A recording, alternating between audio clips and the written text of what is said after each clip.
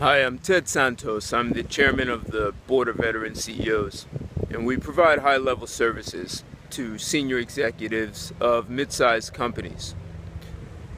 And today I'd like to talk to you about some of the services we provide. And one of our major services is to the entire organization. And it always starts with a very simple question. While simple, it's a question most people rarely consider. And we ask, what would be a breakthrough for you, Mr. or Mrs. CEO, or for your entire organization?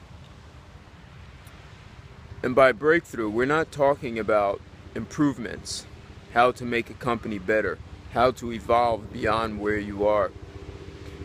We're actually going in and asking, what's possible beyond business as usual? What would be a break from the past? Something that you could accomplish, except you don't know how. Yet, if it were accomplished, it'd alter your future of your entire company forever. Very much like the iPod did for Apple. So,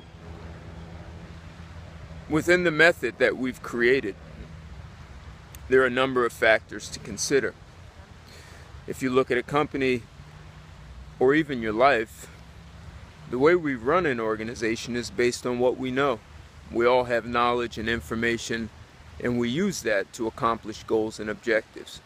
And then there are the things that we don't know, and we know we don't know them. So there are some people who don't know astrophysics or speak Chinese. You know you don't know that, except if you wanted to learn it, there are universities, there are books, there are teachers who can help you learn those things, and you add it to what you know. And you use that to run your organization or your daily life. As a rule, breakthroughs are not found there. Otherwise, you'd have people stacking more knowledge and information, and poof, a breakthrough. It just doesn't happen. And perhaps that's the reason most organizations, even athletes, don't produce breakthroughs every day.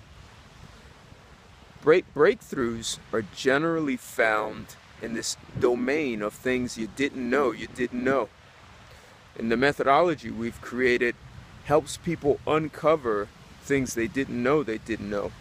And one of the surprising things people find is that there are things they didn't know that derail them from creating breakthroughs.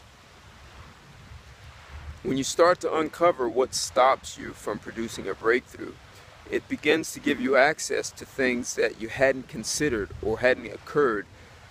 Things that when you start to get beyond what you presupposed was possible or impossible.